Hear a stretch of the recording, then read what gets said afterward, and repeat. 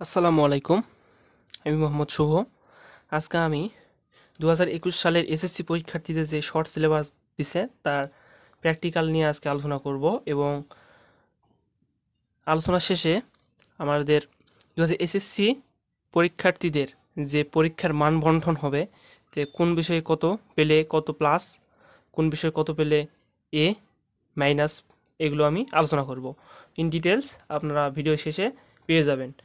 আর আমার এই ভিডিওটা যে যেখান থেকে দেখতেছেন, আমার শ্রদ্ধেয় শিক্ষক, আমার বড় ভাই অথবা আমার সমবয়সী যারা দেখতেছেন, তাদেরকে সকলের ক্ষেত্রে আন্তরিক শুভেচ্ছা জ্ঞাপন করছি। তো আজকে আমি সর্বপ্রথম আলোচনা করব যে কিভাবে প্র্যাকটিক্যাল খাতা লিখতে হয়। তারপর প্র্যাকটিক্যাল খাতা কিভাবে লিখতে হয় এবং আমাদের এসএসসি পরীক্ষার্থীদের যে প্র্যাকটিক্যাল রয়েছে, সম্ভবত 2টা প্র্যাকটিক্যাল আমাদের শর্ট সিলেবাসে, তো ওই 2টা প্র্যাকটিক্যাল আমি আজকে তুলে ধরবো আমার এই ভিডিওতে। আশা করি তোমরা ভিডিওটা দেখতে ভিডিওর মধ্যে সব কিছু দেখতে পারবে। তো ফার্স্ট কথা, এখনও যারা তোমরা ভিডিওতে একটা লাইক দাওনি তারা ভিডিওতে লাইক দিয়ে দাও, আর সাবস্ক্রাইব করতে কিন্তু ভুলবে না। ওকে, তো এখন আমি প্র্যাকটিক্যালে চলে যাব। তো এখানে এটা হচ্ছে আমার কেমিস্ট্রি প্র্যাকটিক্যাল। কেমিস্ট্রি প্র্যাকটিক্যাল এগুলো তোমরা সব প্রায় সব সব দোকানে পেয়ে যাবে। তো এটা প্র্যাকটিক্যাল আমার। তো আমি একটা ফার্স্ট পেজ উল্টাইলাম। তো এভাবে তোমাদের এভাবে কিন্তু চিত্র থাকবে, চিত্রগুলো দেওয়া, এগুলো জাস্ট বোঝার জন্য দিছে আর কি। তো এই জায়গায় দেখতে পাচ্ছ index, name of experiment, date আর সিরিয়াল নাম্বার। তোমরা কোন ব্যাপারে এক্সপেরিমেন্ট লিখবে, তো সেই এক্সপেরিমেন্টটা এই জায়গায় কিন্তু আমাদের বসাইতে হবে। ডেট দেওয়ার দরকার নাই, ডেটটা আমাদের টিচাররা দিবে। এই সিরিয়াল নাম্বার আর এক্সপেরিমেন্ট নাম্বার তারপর তোমরা এখানে বসাই দিবে, আর পেজ নাম্বার দিয়ে বসাই দিবা, তাহলেই হয়ে যাবে। স্যাররা শুধু রিমার্কস করবে আর ডেটসটা দিয়ে দিবে স্যাররা। তারপর আমি তো এখানে লিখিনি, তোমাদের বোঝার সুবিধার্থে আমি তো লিখিনি এখানে, আমি জাস্ট লিখবো, লিখে দিব পরে আমি। তো এখন পরের পেজে চলে যাই। পরের পেজে এখন আমাদের যেই এক্সপেরিমেন্টটা বলছে, তো সেই এক্সপেরিমেন্টটা আমরা উপরে, সর্বপ্রথম উপরে এখানে দেখতে পাচ্ছ দি এক্সপেরিমেন্ট নাম্বার। আমার এক্সপেরিমেন্ট নাম্বার কত? 1। তো আমাদের এক্সপেরিমেন্ট কী ছিল, যে ক্যালসিয়াম কার্বনেটের সাথে লঘু হাইড্রোক্লোরিক অ্যাসিডের বিক্রিয়ায় উৎপন্ন কার্বন ডাইঅক্সাইড গ্যাস শনাক্তকরণ। তো ভিডিওর শেষে আমার যে সংক্ষিপ্ত সিলেবাসের যেই 2টা আমাদের দিছে, সিলেক্ট করে দিছে প্র্যাকটিক্যাল, তো ওই 2টা তোমরা পেয়ে যাবে ভিডিও শেষে।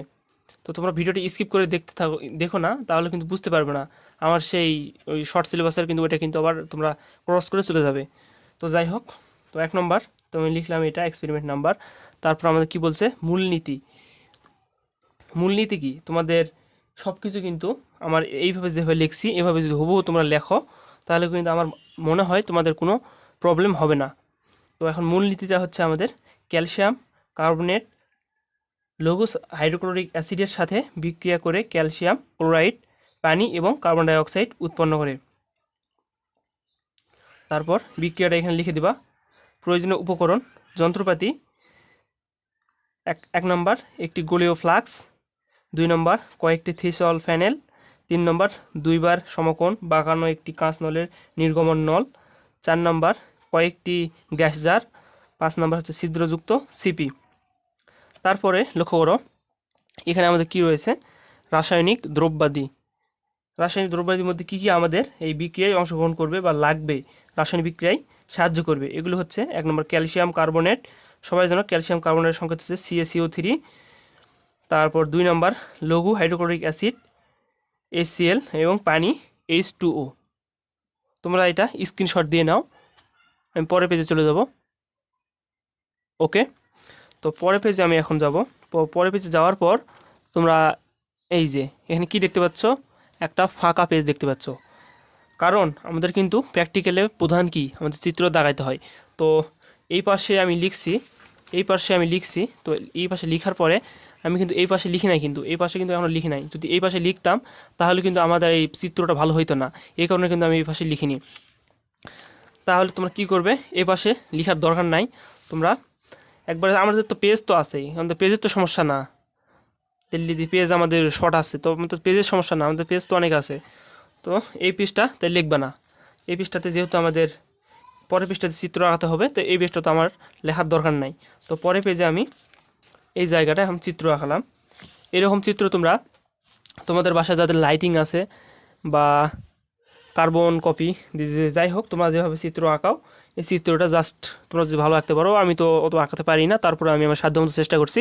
তো এই চিত্রটা তোমরা এইভাবে আঁকাই দিবে, আঁকাই দেওয়ার পর এইগুলোর যেগুলো যেরকম উপকরণ সেগুলোর নামকরণ করাই দিবে। দেওয়ার পর তো পরের স্টেপ দেখো, পরের স্টেপ কী বলছে আমাদের, কার্যপদ্ধতি আমি কীভাবে কাজ করছে এই কার্যপদ্ধতিটা এখন এখানে তুলে ধরতে হবে। তো এখানে 1 নম্বর, একটি গোলতলি ফ্লাক্সে ক্যালসিয়াম কার্বনেটের কিছু ছোট টুকরো নেওয়া হলো। ওকে, সিপির সাহায্যে উলফ বোতলের এক মুখ সিপি দিয়ে একটি থিসল প্যানেল এবং অপর মুখ দিয়ে 2 বার সমকোণ বাঁকানো নির্গম নলের এক প্রান্ত প্রবেশ করানো হলো। 3 নম্বর, থিসল প্যানেলের মধ্যে দিয়ে কিছু পরিমাণ পানি গোল তলি ফ্লাক্সে নেওয়া হলো, যেন ক্যালসিয়াম কার্বনেট এবং থিসল প্যানেলের নিম্ন প্রান্ত পানিতে ডুবে থাকে। নির্গমন নলের অন্য প্রান্ত একটি গ্যাস জারে প্রবেশ করানো হলো। 5 নম্বর, এরপর থিসল ফানেলের ভেতর দিয়ে ধীরে ধীরে হাইড্রোক্লোরিক অ্যাসিড যোগ করা হলো। দেখা গেল ক্যালসিয়াম কার্বনেট এবং হাইড্রোক্লোরিক অ্যাসিড বিক্রিয়া করে যে কার্বন ডাই অক্সাইড গ্যাস তৈরি করেছে তা বুদবুদ আকারে নির্গমন নল দিয়ে বের হয়ে আসছে। তো এইটা আমি যেভাবে লিখছি তোমরা একবারে হুবহু এভাবে লিখে দিবে, তাহলে হয়ে যাবে। তো তারপর আমি পরের পেজে চলে যাব, তোমরা স্ক্রিনশট দিয়ে নাও। ওকে, পরের পেজে এখন 6 নম্বর, লক্ষ্য করো যে নির্গমন নল দিয়ে বের হয়ে আসা গ্যাসকে গ্যাস জারে সংরক্ষণ করা হলো। যেহেতু কার্বন ডাই অক্সাইড বাতাসের অন্যান্য গ্যাস অপেক্ষা তুলনামূলক ভারী, সেহেতু কার্বন ডাই অক্সাইড সিলিন্ডারের নিচের দিকে জমা হবে। তোমরা হয়তো জেনে থাকবে, তোমরা যারা ফিজিক্স কেমিস্ট্রি পড়ো, তো তারা জেনে থাকবে যে কার্বন ডাই অক্সাইড গ্যাস কিন্তু অত্যন্ত ভারী গ্যাস, এ কোনো গ্যাসকে বিক্রিয়া করতে সাহায্য করে না, কিন্তু এটা বিক্রিয়ায় অংশগ্রহণ করে বিক্রিয়াকে আবার কঠিনতর করে তোলে। কার্বন ডাই অক্সাইড তোমরা জানো, কার্বন ডাই অক্সাইড হচ্ছে গ্রিন হাউস গ্যাস, যেটি আমাদের পৃথিবীর তাপমাত্রাকে বাড়িয়ে তোলে। তো সেদিকে আর যাচ্ছি না, জাস্ট বোঝানোর জন্য বললাম। তারপরে কার্বন ডাই অক্সাইড গ্যাসের ধর্ম ও পরীক্ষা। কার্বন ডাই অক্সাইড গ্যাসের কী কী ধর্ম পালন করে তার পরীক্ষা এখানে আমাদের করতে হবে। 1 নম্বর, উৎপন্ন কার্বন ডাই অক্সাইড গ্যাসের বর্ণ লক্ষ্য করা হলো। কার্বন ডাই অক্সাইডের কোনো বর্ণ দেখা গেল না। তো আমরা বিক্রিয়ায় কী দেখতে পেলাম যে কার্বন ডাই অক্সাইড গ্যাসের কোনো বর্ণ কিন্তু আমাদের নেই। 2 নম্বর, গ্যাস জারের মুখে একটি জ্বলন্ত কাঠি ধরা হলো, কাঠিটির আগুন নিভে গেল। সিদ্ধান্ত নেওয়া হলো কার্বন ডাই অক্সাইড গ্যাস আগুন নিভাতে সাহায্য করে। আমরা কি পরীক্ষা করলাম যে কার্বন ডাই অক্সাইড গ্যাস হচ্ছে আমাদের আগুন নিভাতে সাহায্য করে। তারপর 3 নম্বর, একটি টেস্ট টিউব বা পরীক্ষণ নলে চুনের পানি বা ক্যালসিয়াম হাইড্রোক্সাইড নিয়ে তার মধ্যে উৎপন্ন কার্বন ডাই অক্সাইড গ্যাস প্রবেশ করানো হলো। প্রথমে সামান্য গ্যাস প্রবেশ করে ক্যালসিয়াম হাইড্রোক্সাইডের সাথে বিক্রিয়া করে ক্যালসিয়াম কার্বনেটের সাদা বর্ণের অধক্ষেপ তৈরি হলো। তোমরা একটা স্ক্রিনশট দিয়ে নাও, আমি পরের পেজে চলে যাব। ওকে, আমি এখন পরের পেজে চলে যাচ্ছি। ফলে আমরা কি দেখতে পেলাম, চুনের পানি ঘোলা হলো, এরপর আরও অধিক গ্যাস এই ঘোলা পানির মধ্যে প্রবেশ করানো হলো। ফলে ক্যালসিয়াম কার্বনেট পানি এবং কার্বন ডাই অক্সাইড বিক্রিয়া করে ক্যালসিয়াম বাইকার্বনেট, তোমরা সবাই হয়তো জানো ক্যালসিয়াম বাইকার্বনেটের সংকেত হচ্ছে CaHCO3, ক্যালসিয়াম হাইড্রোজেন কার্বনেটও বলা যায় বা ক্যালসিয়াম বাইকার্বনেটও কিন্তু একে বলা যায়। ক্যালসিয়াম বাইকার্বনেট তৈরি করলো, এতে চুনের পানি ঘোলা আবার পরিষ্কার হয়ে গেল। সতর্কতা, আমাদের কিছু বিক্রিয়া করতে কিছু আমাদের সতর্কতা অবলম্বন করতে হবে। তো সেই সতর্কতা কি? 1 নম্বর, থিসল ফ্যানেলের শেষ প্রান্ত পানির নিচে যাতে সব সময় ডুবে থাকে সেই ব্যবস্থা নেওয়া হয়েছিল। গোলতলি ফ্লাক্সকে একটি স্ট্যান্ডের সাথে আটকিয়ে রাখা হয়েছিল। আমরা বিক্রিয়াতে কী করছিলাম তার সতর্কতা আমরা মেনে চলছিলাম, সেটা কিন্তু আমাদের এখানে তুলে ধরতে হবে। তো তোমরা স্ক্রিনশট দিয়ে নাও, আমি পরের পেজে চলে যাব। ওকে, তো এখন আমাদের 2 নম্বর এক্সপেরিমেন্ট লিখতে হবে। তো এইটা আমাদের কিন্তু শেষ, একবারে সতর্কতায় লেখার পর কিন্তু আমাদের একবারে শেষ। তো তারপরে আমাদের এখন 2 নম্বর এক্সপেরিমেন্ট লিখতে হবে। একইভাবে 2 নম্বর আমরা কি লিখবো, এক্সপেরিমেন্টের জায়গায় লিখবো 2 নম্বর। তো এখানে সোডিয়াম ক্লোরাইড বা ফেরাস সালফেট লবণের কেলাস গঠন। সোডিয়াম ক্লোরাইড ফেরাস সালফেট লবণের কেলাস গঠন। তো এটা দুইটা রয়েছে, যে সোডিয়াম ক্লোরাইডের কেলাস গঠন আর ফেরাস সালফেট লবণের কেলাস গঠন। যেহেতু অবলিক দিয়ে দুইটা করা আছে, তো দুইটা করলেও হবে, আবার একটা করলেও কিন্তু হওয়ার সম্ভাবনা আছে। আমি মনে করি দুইটা করাই ভালো। তো এখানে আমি এখন 1 নম্বর দেব, যে সোডিয়াম ক্লোরাইড লবণের কেলাস গঠন। মূলনীতি: অবিশুদ্ধ লবণকে পানিতে দ্রবীভূত করে তাপ প্রয়োগ সম্পৃক্ত দ্রবণ তৈরি করা হলো। এ লবণের সাথে কিছু অদ্রব্য থেকে যায়। দ্রবণ সম্পৃক্ত করার পূর্বেই পরিস্রবণ করে উহা দূর করা হয়। অতঃপর এ সম্পৃক্ত দ্রবণে অল্প পরিমাণ বিশুদ্ধ গাঢ় হাইড্রোক্লোরিক যোগ করার সাথে সাথে সোডিয়াম ক্লোরাইড এর কেলাস পাওয়া যায়। প্রাপ্ত কেলাসগুলোকে পৃথক করে শুষ্ক করে নিলে সোডিয়াম ক্লোরাইড এর বিশুদ্ধ কেলাস পাওয়া যায়। এবং তবে গাঢ় হাইড্রোক্লোরিককে কেলাস হতে দূর করা বেশ কষ্টকর এবং ব্যয়বহুল। তাই অনেক ক্ষেত্রে হাইড্রোক্লোরিক ছাড়াও সম্পৃক্ত দ্রবণ হতে সোডিয়াম ক্লোরাইড এর কেলাস প্রস্তুত করা হয়। যন্ত্রপাতি: আমরা বিক্রিয়াতে কী কী যন্ত্রপাতি নিয়েছি তা এখানে এক্সপ্লেন করব। যন্ত্রপাতি আমাদের রয়েছে 2টি 250 centimetre cube beaker, funnel, filter, paper, rod, ত্রিপদী স্ট্যান্ড। তোমরা হয়তো তোমাদের সবার স্কুলের ল্যাবে, যাদের ল্যাব আছে তাদের এগুলো যন্ত্রপাতি তোমরা হয়তো দেখে থাকবে, যে বিকার, প্যানেল, ফিল্টার পেপার, যে গ্যাস রড এবং ত্রিপদী স্ট্যান্ড বা ত্রিকোণা বিশিষ্ট যেই স্ট্যান্ড থাকে এটাকে বলে ত্রিপদী স্ট্যান্ড। তো এখন আমাদের রাসায়নিক দ্রব্য, এই বিক্রিয়াতে কী কী আমাদের রাসায়নিক দ্রব্য লাগবে: অবিশুদ্ধ খাদ্য লবণ সোডিয়াম ক্লোরাইড, বিশুদ্ধ গাঢ় হাইড্রোক্লোরিক অ্যাসিড। তোমরা একটা স্ক্রিনশট দিয়ে নাও, আমি পরের পেজে চলে যাব। ওকে, তো আমি তখন কি বললাম, এই পেজে কিন্তু লিখি নাই, কারণ আমাদের এই পেজের অপোজিটে কিন্তু আমাদের চিত্র আঁকতে হবে। তো এই পেজে আমি লিখিনি। তো এই পেজে পরে আমাদের চিত্রটা হচ্ছে এরকম। চিত্রটা তোমরা এটা গাইড দিকে আঁকাইতে পারো, আবার আমার এটার দিকে আঁকাইতে পারো। তোমাদের চিত্র যাদের লিখতে ভালো হয় যেখান থেকে, তোমরা সেটা লিখে নিবে। আমি জানি তোমরা ভালো পারো আমার থেকে চিত্র। তো এইটা এইভাবে চিত্রটা লিখে দিবে। দেওয়ার পর উপকরণগুলোর নাম্বারিং করবে। করার পর এখানে আবার একইভাবে কার্যপদ্ধতি কি, এখানে আমাদের একটি বিকারে 100 সেন্টিমিটার কিউব পানি নিয়ে তাতে নমুনা লবণের কিছু পরিমাণ করে তা ধীরে ধীরে যোগ করে কাঁচযন্ত্রের সাহায্যে নেড়ে সম্পৃক্ত দ্রবণ তৈরি করা হয়। দ্রবণটিকে পরিস্রাবণ করে অদ্রবণীয় ভেজাল পদার্থ পৃথক করে পরিশ্রুত দ্রবণকে অন্য একটি বিকারে নেওয়া হয়। ধীরে ধীরে তাপ প্রয়োগে দ্রবণটি সম্পৃক্ত করা হলো। এরপর সম্পৃক্ত দ্রবণের বিকারটিকে ঠান্ডা পানির সাথে রেখে অল্প পরিমাণ গাঢ় হাইড্রোক্লোরিক অ্যাসিড যোগ করা হয়। এতে সোডিয়াম ক্লোরাইড এর বিশুদ্ধ কেলাস পৃথক হয়ে যায়। স্বচ্ছ দ্রবণে আরও গাঢ় হাইড্রোক্লোরিক অ্যাসিড যোগ করে কেলাসন প্রক্রিয়া সম্পূর্ণ করা হয়। কেলাস থেকে পানি ও হাইড্রোক্লোরিক শোষণ করার পর কেলাসগুলোকে শুকানোর পর শুষ্ক কাঁচ বোতলের সংরক্ষণ করা হয়। কেলাসের স্বচ্ছতা ও পরিচ্ছন্নতা দেখে এর গুণগত মান নির্ণয় করা যায় এবং নিম্নোক্ত পদ্ধতিতে উৎপাদন মাত্রা নির্ণয় করা যায়। তো আমরা কি করলাম, এটা আমাদের একটা ম্যাচ করতে হবে, ছোট্ট একটা ম্যাচ করতে হবে। তো এইখানে উৎপাদন মাত্রা, তো উৎপাদন মাত্রা এখানে x1, এখানে x2 গুণ 100। এখানে x1 কি, শুষ্ক অবিশুদ্ধ নমুনা লবণের ভর। এটা কিন্তু x1 হচ্ছে আমাদের শুষ্ক অবিশুদ্ধ নমুনা লবণের ভর, আর x2 হচ্ছে পানি পরিশোধিত শুদ্ধ কেলাসিত লবণের ভর। আমি পরের পেজে চলে গেলাম। এই যে ফলাফল: স্বচ্ছ দানাদার সোডিয়াম ক্লোরাইড এর বর্ণ সাদা। তোমরা তো সোডিয়াম ক্লোরাইড তোমাদের বাসায় খাওয়ার লবণ থেকে থাকবে, তো ওইটা যদি তোমরা লক্ষ্য করো, স্বচ্ছ যেটা একবারে কোনো ভেজাল নাই, তো সেটা কিন্তু দানাদার লবণ কিন্তু একবারে সাদা সোডিয়াম ক্লোরাইড আয়োডিনযুক্ত যে লবণটা থাকে সেটা। সতর্কতা, আমরা কি সতর্ক অবলম্বন করছি? সম্পৃক্ত দ্রবণ প্রস্তুতিতে যথাসম্ভব কম পানি ব্যবহার করা। আমরা কিন্তু যথাসম্ভব কম পানি ব্যবহার করছিলাম ওখানে।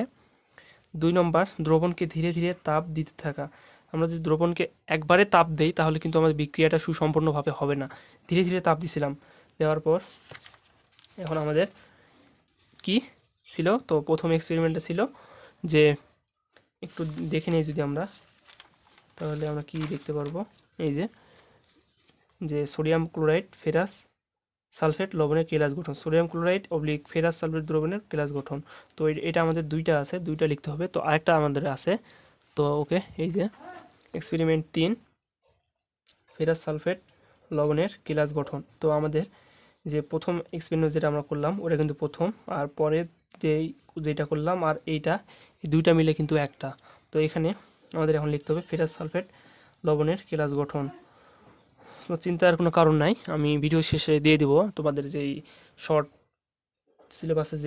সিলেবাসের যে আমাদের প্র্যাকটিক্যাল দিয়েছে সরকার থেকে, সেটা আমি দুইটা দিয়ে দেবো ওখানে।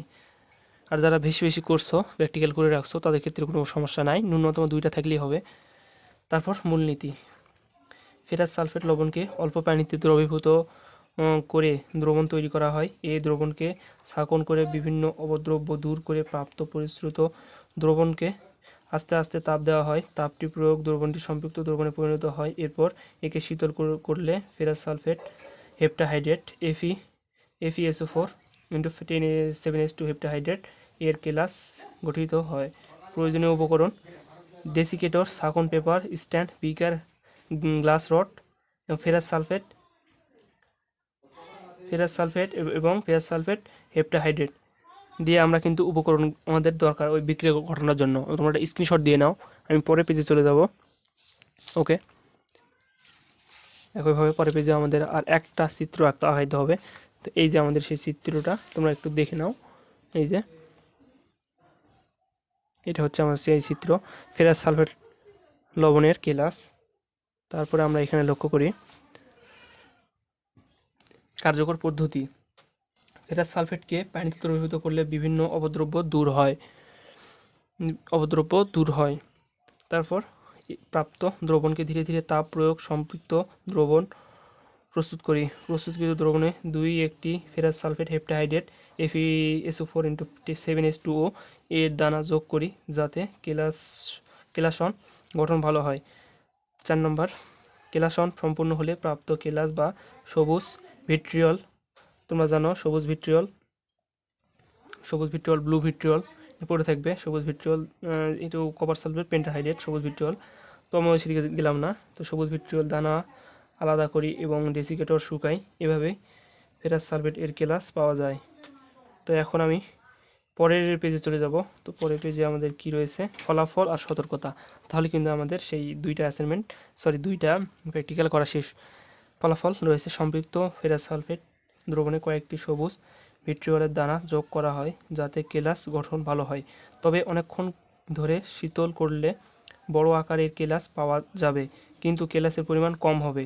বেশিক্ষণ ধরে যে আমরা শীতল করি কিন্তু কেলাসটা কিন্তু আমাদের বড় হবে, কিন্তু আর কেলাসের আকারটা বড় হবে, কিন্তু ছোট ছোট আকারে কেলাস পাওয়া যাবে, হলেও কেলাসের পরিমাণ কম হবে। যদি আমাদের কেলাসটা যদি বড় হয় তাহলে কি হবে? যদি আমার কেলাসটা যদি এতটুক থাকে, যদি আমরা অল্প অল্প তাপ দিই তাহলে কিন্তু আমাদের কেলাসটা অনেকগুলো কেলাস পাবো। আর যদি কেলাসটা যদি মনে করেন সাপোজ এত বড় হলো, তাহলে কিন্তু আমাদের কেলাস পাবো বড়, কিন্তু অল্প কয়েকটা কেলাস পাবো। তারপর সতর্কতা, আমরা দেখো কি সতর্ক আমরা অবলম্বন করছি। এই সতর্কতার মাধ্যমে আমাদের এই অ্যাসাইনমেন্টটা সমাপ্ত হবে। সতর্কতা: দ্রবণ সম্পৃক্ত করার সময় দ্রবণ যেন ফোটে সেদিকে খেয়াল রাখতে হবে। কি? দ্রবণ সম্পৃক্ত করার সময় দ্রবণ যেন না ফোটে সেদিকে খেয়াল করতে হবে। দ্রবণটা কিন্তু আমাদের ফোটানো হবে না বেশিক্ষণ ধরে। তো এই ছিল আমাদের যে দুইটা অ্যাসাইনমেন্ট। তো এখন আমি তোমাদের দেখাবো যে আমাদের যে দুইটা অ্যাসাইনমেন্ট দিয়েছে, আমাদের ওই সংক্ষিপ্ত সিলেবাসের দুইটা অ্যাসাইনমেন্ট 5টা করলেও হবে, 2টা করলেও হবে, ন্যূনতম 2টা থাকা লাগবে। তো এই 2টা আমাদের উপর থেকে সিলেক্ট করে দিছে। তো এই 2টা আমি এখন তোমাদের দেখাবো। তোমরা লক্ষ্য করো যে আমাদের 1 নম্বর কি বলছে, ব্যবহারিক, যে 1 নম্বর আমাদের বলছে ধাতব কার্বনেটের সাথে লঘু অ্যাসিডের বিক্রিয়ায় উৎপন্ন গ্যাস শনাক্তকরণ।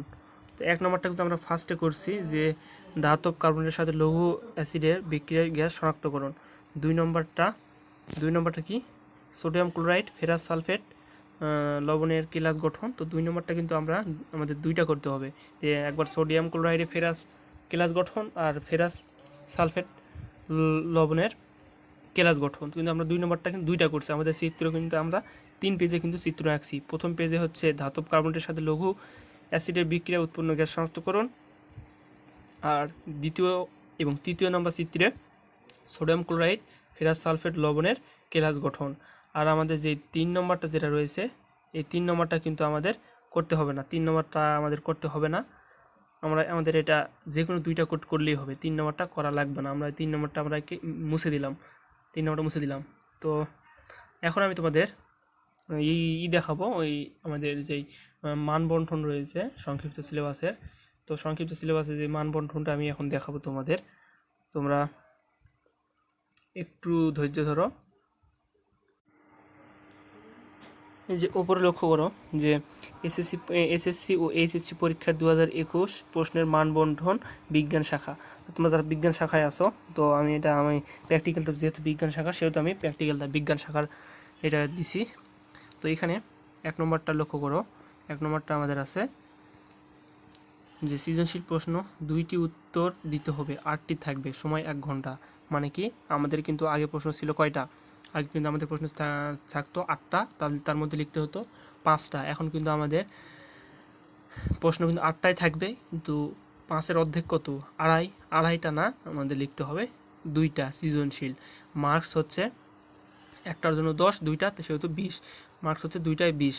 আর এমসিকিউ আগে থাকতো আমাদের 25টা, এখন আমাদের থাকবে 12টা। এমসিকিউ 12টি দিতে হবে, সময় 30 মিনিট, ব্যবহারিক 5 নম্বর। তো এমসিকিউ আমাদের কটা, 25টা দিতে হতো, এখন কিন্তু আমাদের 12টা দিতে হবে। 25টায় থাকবে কিন্তু আমাদের 12টা দিতে হবে, আমাদের কিন্তু অপশানটা কিন্তু বেড়ে গেল। তারপরে আবার লক্ষ্য করো ব্যবহারিক নম্বর, আমাদের ব্যবহারিক কিন্তু আগে আমাদের যে সংক্ষিপ্ত সিলেবাস দিয়েছে সেখানে কিন্তু আমাদের 3টা দিছিল। তো 3টা না, ন্যূনতম 2টা হলেই হবে, তাও কিন্তু আমাদের আরও সুযোগ করে দিল। তার মার্কস হচ্ছে 5, তাহলে 20, 12 আর 5 হচ্ছে 37। এই 37টাকে আমাদের 100-তে কনভার্ট করে নিয়ে যাবে। আমাদের যে শিক্ষামন্ত্রী রয়েছে, শিক্ষামন্ত্রী বলেছে যে আমাদের 37 মার্কসকে 100-তে কনভার্ট করে নিয়ে যাবে, টেনশনের কোনো কারণ নাই। আর এই হচ্ছে আমার সেই শর্ট সিলেবাসের ব্যবহারিকের মানবন্ঠন। আর আরেকটা কথা বলি, আমি আমার এই ভিডিওটা খুব কষ্ট করে তৈরি করছি, তো ভিডিওতে একটা লাইক দিয়ে দিও। আর হ্যাঁ, সবার দৃষ্টি আকর্ষণ করে বলছি, আমার এই ভিডিওতে কোথাও যদি কোনো বুঝতে অসুবিধা হয় বা ভুল দিয়ে থাকে, তোমরা অনুগ্রহপূর্বক ক্ষমা করে দিবে, কারণ মানুষ তো ভুলে ঊর্ধ্বে নয়, ট্রু আর ইজ হিউম্যান, ভুলে ঊর্ধ্বে নয়, ক্ষমা করে দেবে। এবং আমার চ্যানেলটিকে সাবস্ক্রাইব করে রাখবে, যাতে আমার পরের প্র্যাকটিক্যাল বা অন্যান্য যত সায়েন্সের বিষয় রয়েছে সেগুলোর অ্যাসাইনমেন্ট এটসেট্রা এগুলো সমাধান পেয়ে যাও। তো সেই সঙ্গে সঙ্গে দেখা হবে আবার নতুন নেক্সট ভিডিওতে। আসসালামু আলাইকুম, আল্লাহ হাফেজ, সবাই ভালো থাকবেন।